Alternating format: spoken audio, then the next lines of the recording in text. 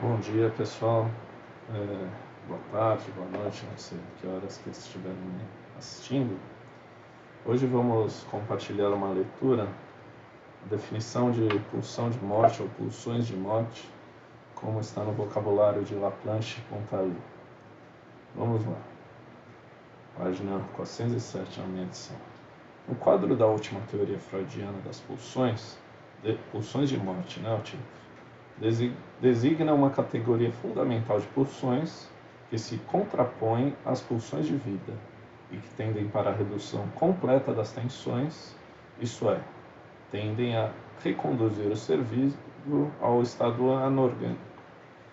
Comentar aqui que nesse texto da onde o Freud introduz, ele não conta das qualidades da pulsão, e sim do aspecto econômico da descarga, né? Por isso que a descarga total seria o estado inorgânico ou anorgânico, que está aqui, que seria a morte. É algo complicado, né? Ele justifica isso de que não se teria como especificar os aspectos mais tangíveis e qualitativos, né? Menos tangíveis, mais qualitativos das pulsões, que talvez sejam os mais importantes. Talvez não, com certeza. Voltando ao texto. Voltadas inicialmente para o interior, uma das controvérsias também, mais um parênteses, é que não é algo observado, é algo do campo da teoria mesmo, né? A pulsão de morte.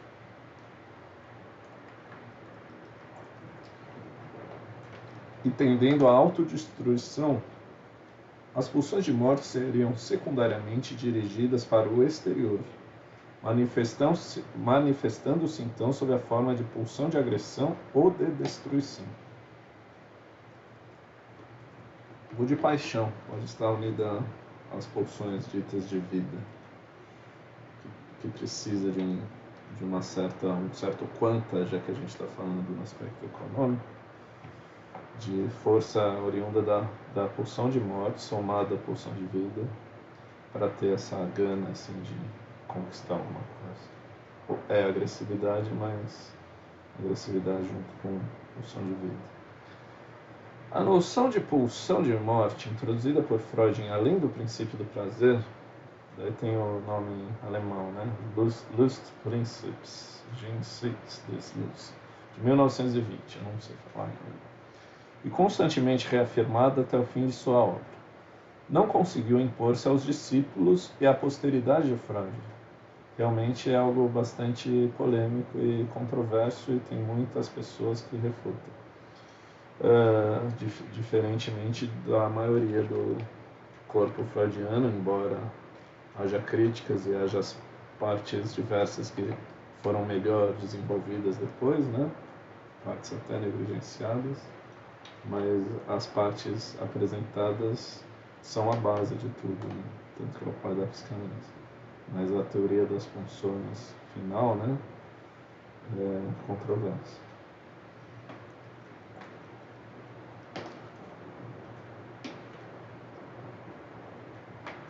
Da mesma maneira que a maioria das suas contribuições conceituais continua sendo uma das noções mais controvertidas.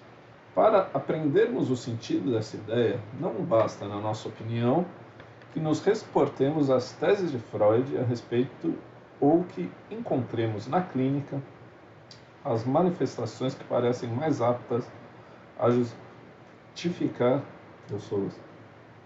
essa hipótese especulativa. Seria ainda necessário referi-la à evolução do pensamento freudiano e discernir a que necessidade estrutural corresponde a sua introdução no quadro de uma remodelação mais geral, na virada dos anos 20. Tem a guerra, né, que trouxe essa espécie de melancolia civilizatória, né?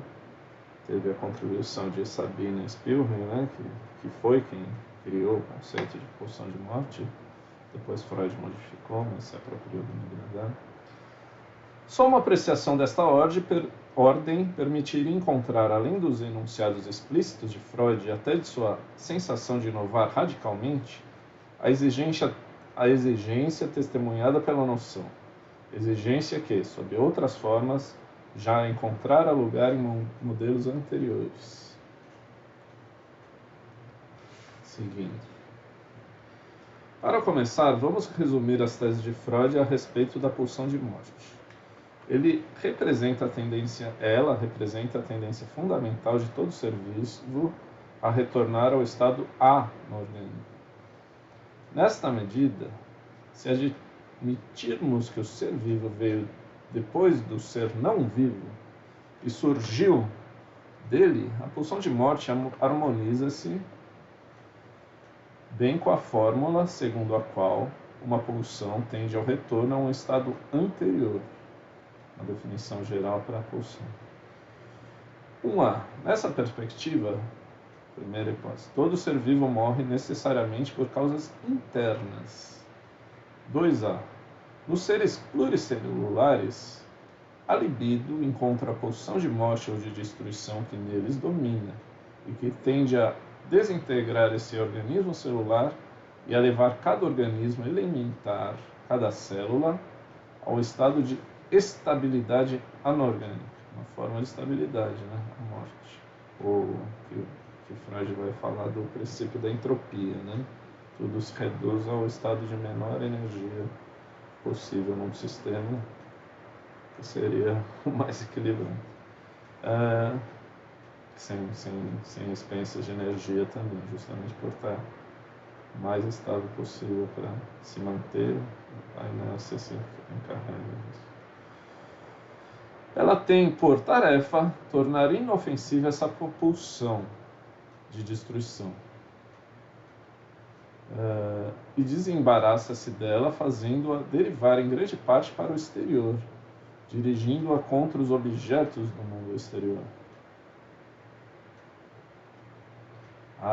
Então, como tende a desintegrar esse organismo celular e a levar cada organismo elementar, cada célula, ao estado de estabilidade anorgânica, a libido, ao encontrar a pulsão de morte, né, de destruição que domina, né, está dominando, ela tem por tarefa, a libido, tornar inofensiva essa pulsão de destruição e desembaraça-se dela, fazendo-a derivar em grande parte para o exterior, ou seja, a libido é responsável por isso que seria destrutivo internamente, né? Seria, por uma teoria,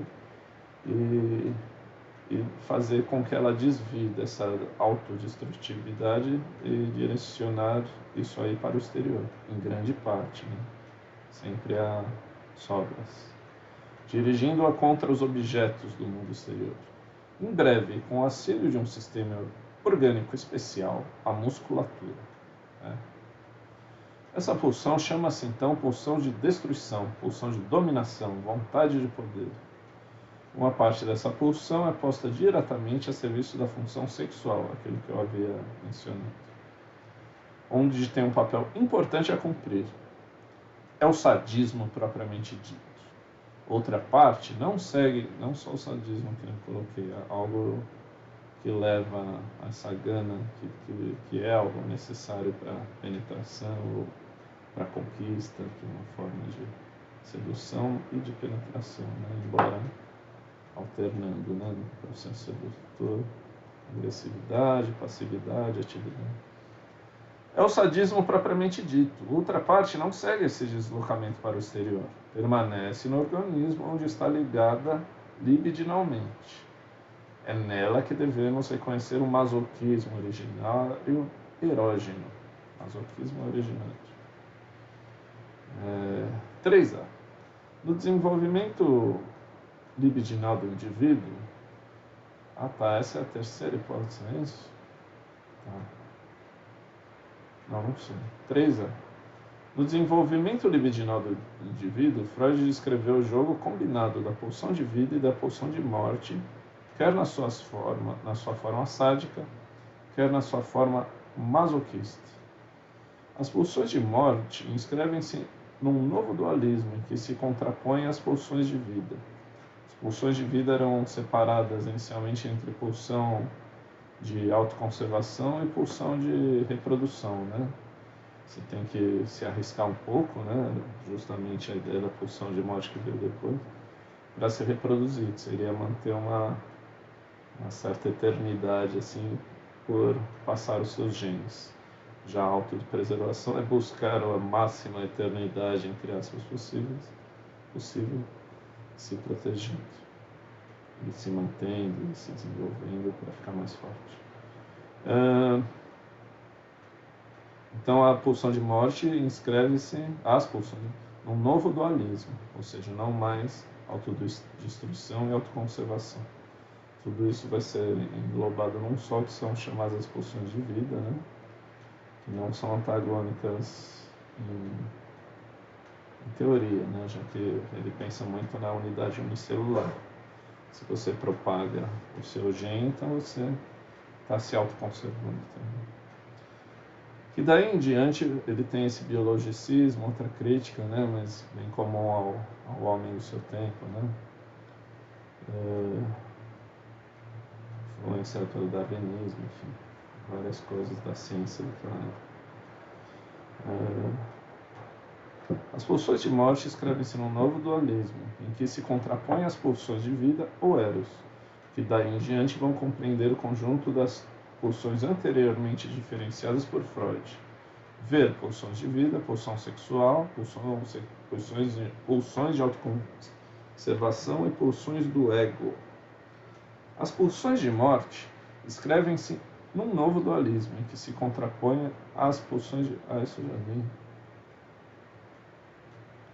As pulsões de morte aparecem, pois, na conceituação freudiana como um tipo inteiramente novo de pulsões, que não tinha lugar nas classificações precedentes. O sadismo e o masoquismo, por exemplo, e ele discorre mais, tem até um asterisco aqui, um em cada, né? Que no vocabulário ele vai se especificar mais, destrinchar mais sadismo e masoquismo nos verbetes correspondentes. Então, o sadismo e o masoquismo, por exemplo, eram explicados por um jogo completo de pulsões de objetivo absolutamente positivo. Mas, ao mesmo tempo, Freud vê nelas as pulsões por excelência, na medida em que nelas se realiza de forma eminente o caráter repetitivo da pulsão. Teve essa questão das neuroses de guerra, né? Que são neuroses traumáticas que envolvem o indivíduo, e a própria compulsão à repetição, que já foi vista, que a gente insiste inconscientemente e conscientemente a repetir as mesmas escolhas, apesar de aprender conscientemente de que não são, e os vícios, as adições, né? Não são interessantes, as neuroses de guerra, de guerra, as pessoas revivem aquele momento execrável, né? Que uma autoconservação levaria a tirá-los, né, de circulação, né, por uma pedra em si. O mais adequado seria uma terapia que fosse, né, discorrer sobre, ajudar a pessoa a elaborar, mas os mecanismos de defesa muitas vezes põem uma pedra em cima, o que não acontece. Isso trouxe essa instigação a Freud, que levou a ele pensar sobre uma pulsão de morte, não só de autopreservação. A pessoa fica fixada nesse circuito de repetição de algo que é completamente deletério. Então vamos lá.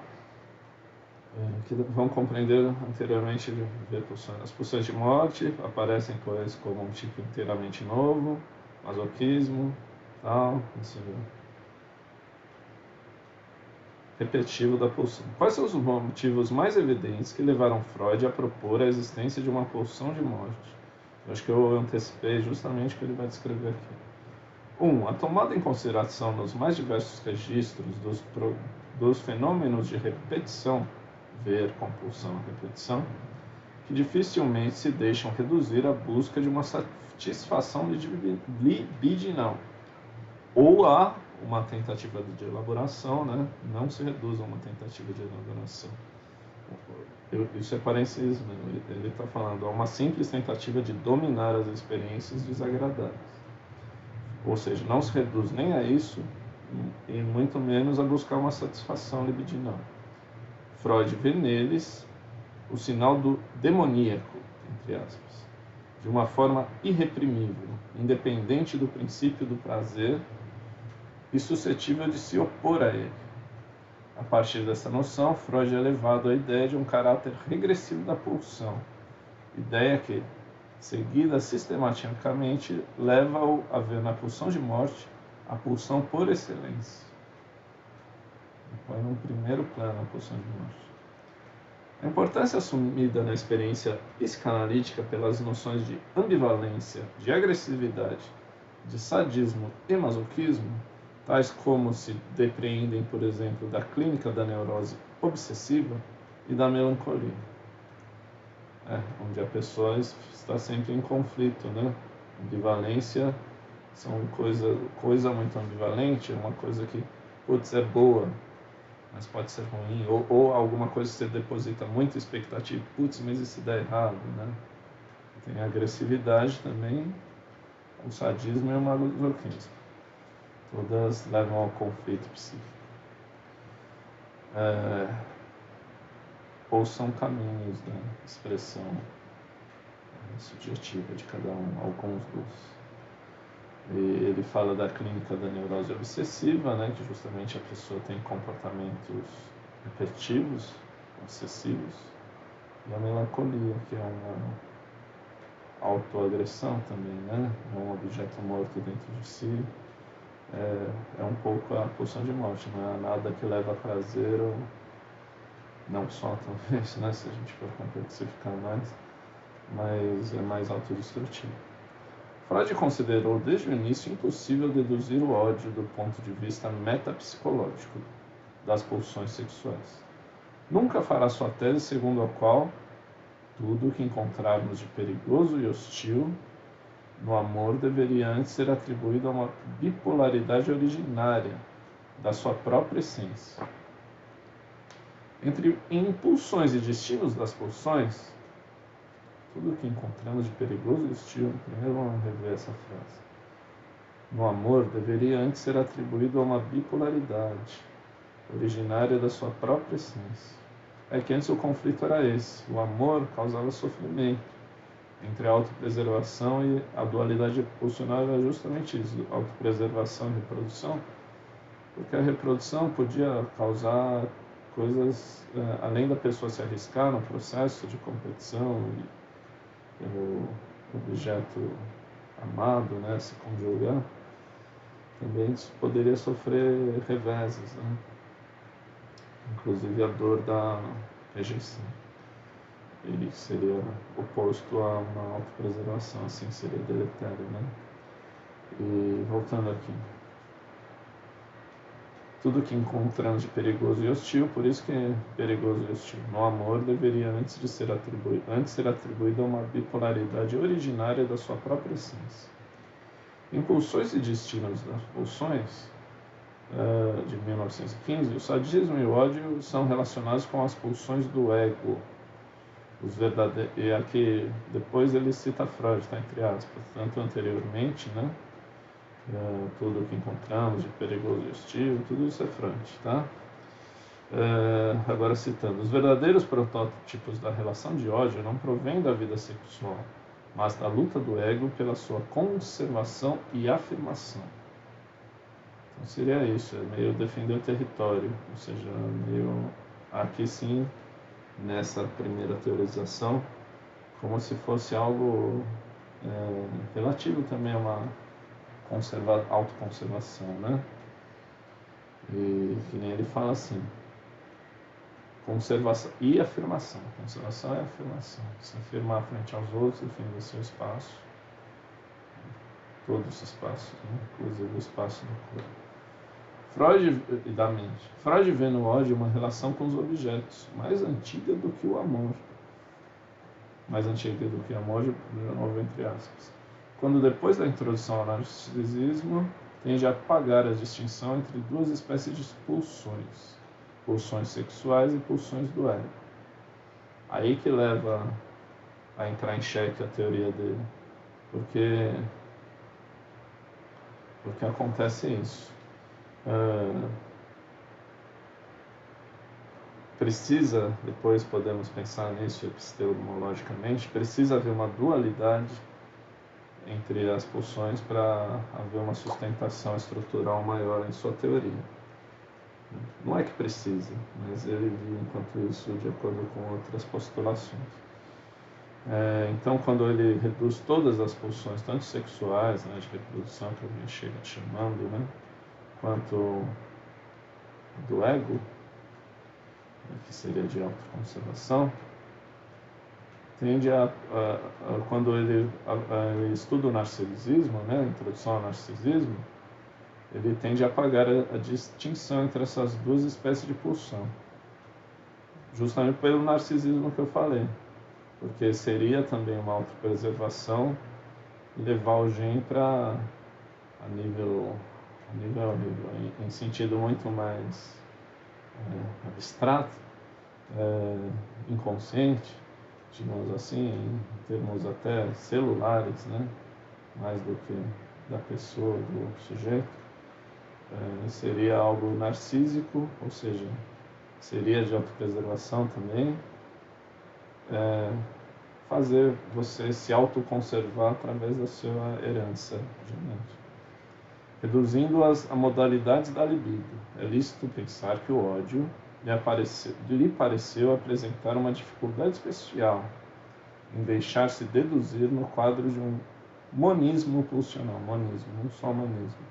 Seriam todas essas pulsões, seria a pulsão de autopreservação. Essas pulsões de, como eu falei, um monismo, como se fossem todas de autopreservação ou do ego, que ainda chamam aqui, inclusive as sexuais. A questão de um masoquismo primário, levantada a partir de 1915, era como que o dedo indicativo, o polo do novo grande dualismo pulsional prestes a surgir. Porque onde está essa noção pelo prazer, inclusive o prazer pela autopreservação, quando há o masoquismo, né? Então o cara fala assim, isso seria, ele fala, né? O polo do novo, a pulsão. O polo do novo grande dualismo aparece nessa questão sobre o masoquismo, tá? A exigência dualística é, como sabemos, fundamental no pensamento freudiano. Revela-se em numerosos aspectos estruturais da teoria e traduz-se, por exemplo, na noção de pares de opostos. Você vê? Aqui vem por que exige a dualidade. É fundamental no pensamento freudiano. Revela-se em numerosos aspectos. Por exemplo, a gente tem o isso, ou o id, e tem também o superego. Um é norteado pelo prazer, o isso, né? Outro é norteado pela censura, né? Pela moral.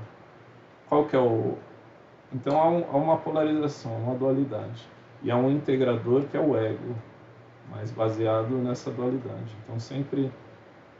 Esse é um dos exemplos. Em vários momentos nós vamos ver outros exemplos. Se baseiam bastante as noções freudianas, sempre nessa dualidade, exigência dualística. Revela-se em numerosos aspectos, que nem eu disse, estruturais da teoria. Traduz-se, por exemplo, na noção de pares de opostos. Pares de opostos, um polo o superego, outro polo o isso.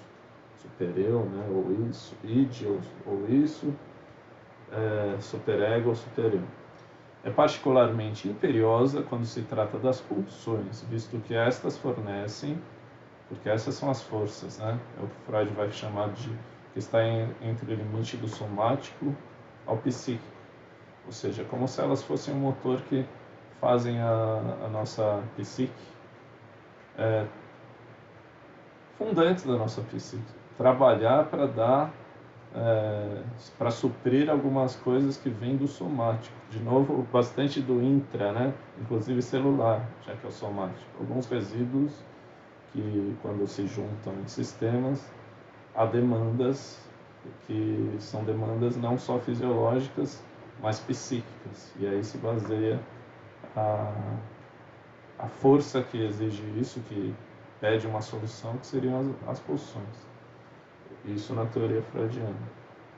Então, Por isso que a teoria das pulsões é um pouco quase, e Freud mesmo falou, a teoria das pulsões é a nossa mitologia. É como se fosse um mito de fundação, inclusive do próprio psiquismo, né? Da mente. Como eu falei, baseada no somático, mas ele fala, as pulsões estão entre o somático e o orgânico, é um intermediário entre o somático e o orgânico, é o que dá a origem, a fundação e também depois se complexifica, né, a retroalimentação,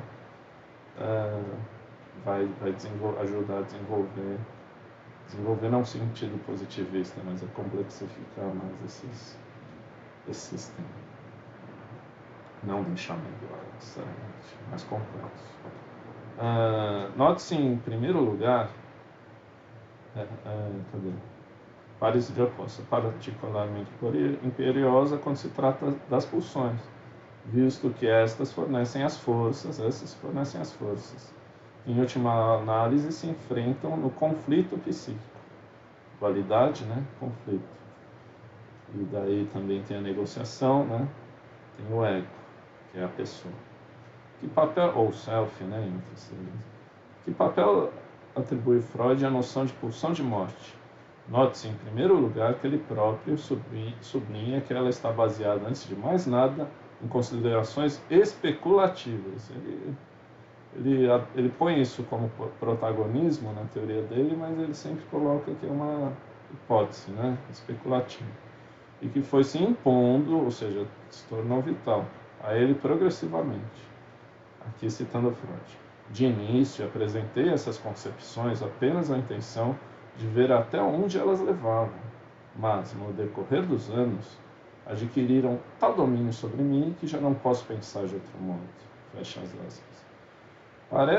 Parece ter sido, sobretudo, o valor teórico da noção e o seu acordo com uma certa concepção da pulsão que tornaram Freud tão preocupado em sustentar a tese da pulsão de morte, apesar das, entre aspas, resistências que encontrava no meio psicanalítico, e apesar das dificuldades em fundamentá-la na experiência concreta.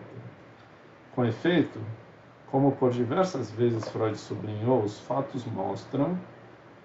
Por que é controverso?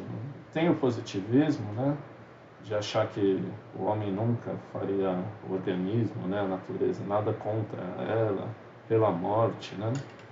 E tem também a causa que eu acho mais, a crítica que eu acho mais pertinente, que isso pode ser um desvio do social. Freud explora isso num texto sobre o mal-estar na cultura, mas eu tenho críticas a esse texto, em outro momento vou fazer. Talvez seja um subproduto social essa tendência à autodestruição, muito mais do que um aspecto intrasubjetivo, uma dualidade posicional com a morte. Enfim, é melhor desenvolver isso em outro momento. Mas só para dizer que há muitas resistências até hoje já no meio psicanalítico, não só dos outros que até contra a psicanálise tinham resistência. Aqui estamos falando da pulsão. E apesar das dificuldades em fundamentá-la, porque é algo interno, né, que ele falou, assim, se manifesta exteriormente como agressão, mas o estado nascente dela é inobservável, né? É uma teoria, primeiro, é especulativo, mas o amor a gente vê, né? A busca pelo prazer a gente vê. Vê também isso aí de autodestrutividade nas ações, mas não diretamente, é sempre indiretamente. Não vê, por exemplo, em termos celulares, como isso se dá, nunca. A gente vê uma certa autodestrutividade nas ações, como a gente interpreta. Né? E quando é externalizado, já tem a influência da libido, como a gente vê. Apesar de levar consequências deletérias para a pessoa, já foi externalizado, não é mais interno. Parece ter sido, sobretudo, o valor teórico da noção, apesar das resistências, com efeito, como por diversas vezes há ataque que encontrava no meio psicanalítico e apesar das dificuldades em fundamentá-la na experiência concreta. Com efeito, não é observado. Só dessa forma já já diferente em seu aspecto, já associada com outras forças, inclusive a libido, que é teoricamente.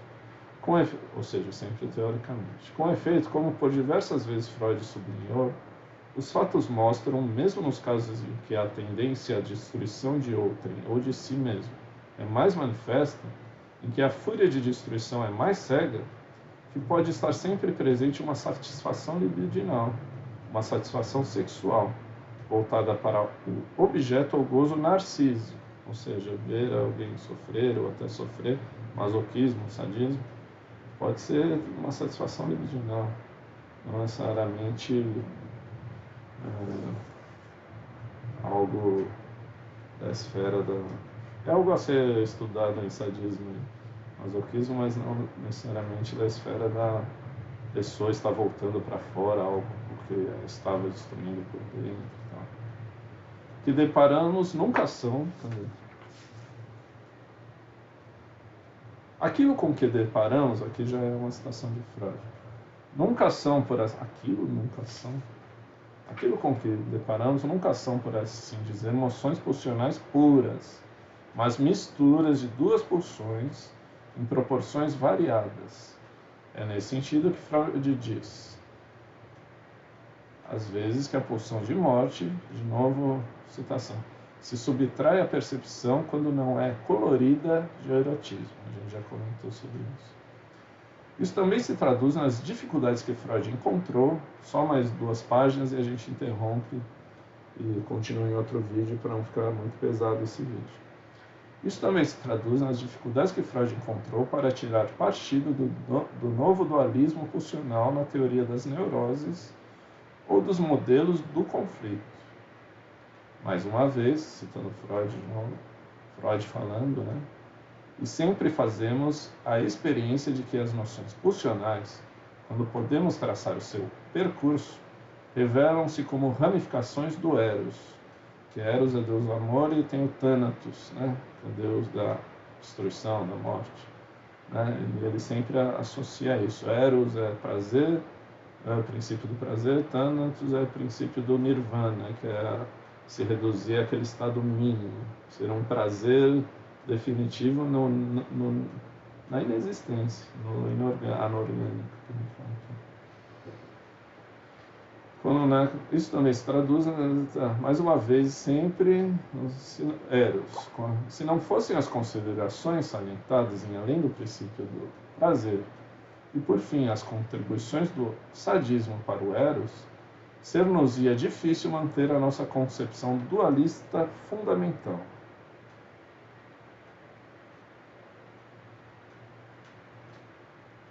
Num texto como Inibição, Sintoma e Angústia, de 1926, que reconsidera o conjunto do problema do conflito neurótico e as suas diferentes modalidades, impressiona efetivamente ver o lugar diminuto reservado por Freud à oposição entre os 2 tipos de pulsão, oposição a que não atribui qualquer papel dinâmico.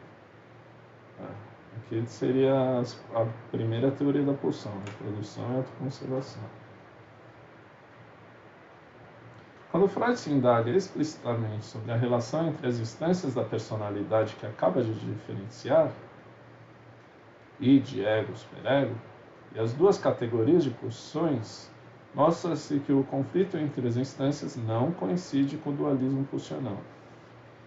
Embora Freud, ou seja, esse conflito não pode ser visto, né, coincidente com isso da polaridade entre eles, antagonismos. Né? Embora Freud se esforce, na verdade, por determinar a parte com que cada uma das 2 pulsões entra na constituição de cada instância, em contrapartida, quando se trata de descrever as modalidades de conflito, aqui tem essa explicação. Por exemplo, isso que é sempre prazer. Mas às vezes você querer sempre prazer pode te expor à violência do outro que não quer te deixar desfrutar daquele prazer, às normas sociais que você não pode ter aquilo agora, entendeu? E o outro, ou seja, para se autoconservar também precisa uma repressão muito forte, não muito forte, não seria o ideal, mas o superego exerce uma pressão muito forte em termos de censura, né? E quem faria mediação entre esses dois para haver uma adequação à realidade, que é outro princípio da realidade, né? Se adequar à realidade, seria o ego, a instância do ego. Aí é uma tríade já, né? Mas o ego estaria entre, né? As polaridades existem, o eu e o superior. Quando Freud se indaga explicitamente sobre então, as duas categorias, embora Freud se esforce. O conflito não coincide com o dualismo pulsional. Embora Freud se esforce, na verdade, por determinar a parte com que cada uma das duas pulsões entra na constituição de cada instância, em contrapartida, quando se trata de descrever as modalidades de conflito, não se vê em ação a suposta oposição entre as pulsões de vida e as pulsões de morte. Citando Freud, não se pode limitar uma ou outra das pulsões fundamentais a uma das províncias psíquicas, ou seja, devemos poder reencontrá-las em toda parte. Às vezes, o hiato entre a nova teoria das pulsões e a nova tópica é ainda mais sensível. O conflito torna-se um conflito entre instâncias, em que o id acaba por representar o conjunto das exigências pulsionais, por oposição ao ego. Foi nesse sentido que Freud diz que, num plano empírico, a distinção entre as pulsões do ego e as pulsões de objeto conservava todo o seu valor, só, entre aspas, a especulação teórica é que nos faz suspeitar da existência de duas pulsões fundamentais. Você viu que tem várias pulsões, né? Mas a base são duas sempre fundamentais. Eros e pulsão de destruição, que se escondem por trás. Eros, né? Pulsão de vida, de amor, né? Princípio do prazer, que se escondem por trás das pulsões manifestas, pulsões do ego, pulsões de objetos. Vemos que aqui mesmo, no plano pulsional, é um modelo do conflito anterior à além do princípio do prazer que Freud retoma. Ver o libido do ego e o libido objetal.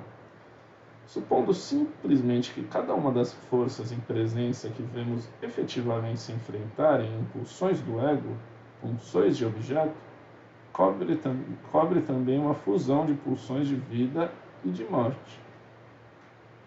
Por fim, impressiona-nos a pequena alteração visível que a nova teoria das pulsões introduz, tanto na descrição do conflito defensivo, como na evolução das fases pulsionais. Embora Freud afirme e sustente, só um pouco, 1920, além do princípio do prazer, já estávamos falando da pulsão de vida e de morte. Embora Freud afirme e sustente até o fim de sua obra a noção de pulsão de morte, não o faz como uma hipótese imposta pela teoria das neuroses. Por um lado, porque ela é produto de uma exigência especulativa que Freud considera fundamental. E por outro lado, porque ele parece, ou seja, normalmente as teorizações dele vêm baseadas pela clínica, né? Então não foi uma hipótese imposta pela teoria das neuroses, né, que ele via na teoria. Porque, por um lado, ela é produto de uma exigência especulativa que Freud considera fundamental, e por outro lado, porque ele parece inelutavelmente sugerida pela insistência de fatos bem concretos, irredutíveis. Ou seja, ele já examinando o mundo, que assumem a seus olhos muito mais do que a dinâmica de muito mais, já é uma dinâmica do mundo, mas transcende aqui para outros espaços, que assumem a seus olhos uma importância crescente na clínica e no tratamento. Se abarcarmos no seu conjunto o quadro composto pelas manifestações do masoquismo imanente de tantas pessoas, a reação terapêutica negativa é quando a pessoa está em processo de evolução em terapia, tanto nos seus processos elaborativos, transferências mais bem, não quero falar positivas, mas melhor substanciadas em relação ao analista e inclusive a outras pessoas que ela possa transferir. Isso é bloqueado e até regredido, né? Então ele está pensando em pulsão de morte como início na reação terapêutica negativa que acontece ciclicamente quando se atende alguém. E o sentimento de culpa dos neuróticos, já não podemos agarrar-nos à crença de que o funcionamento psíquico é exclusivamente dominado pela tendência para o prazer. Isso que seria como uma autossabotagem, né? Ou essa fixação em algo ruim. Esses fenômenos indicam, de uma forma que não podemos desconhecer, a presença na vida psíquica de um poder a que chamamos, conforme suas metas, pulsão de agressão ou de destruição, e que fazemos derivar da pulsão de morte originária da matéria inanimada. A ação da pulsão de morte poderia até ser percebida em estado puro quando tende a desfundir-se da pulsão de vida. Por exemplo, no caso do melancólico, cujo superego surge como, entre aspas, Freud, uma cultura da pulsão de morte. O superego é tão cruel que quer não só censurar, mas acabar com a vida nessa noção. Vamos interromper por aqui. Continuamos depois. Estamos na página 411. Teve algumas vezes que eu entrei em contradição com o texto. Vou tentar reler e sanar essas dúvidas. E façam a gentileza de se inscrever, né? Ativarem o sininho, darem likes. E alguma dúvida, alguma pergunta, podem submeter aí nos comentários. Muito obrigado e até breve.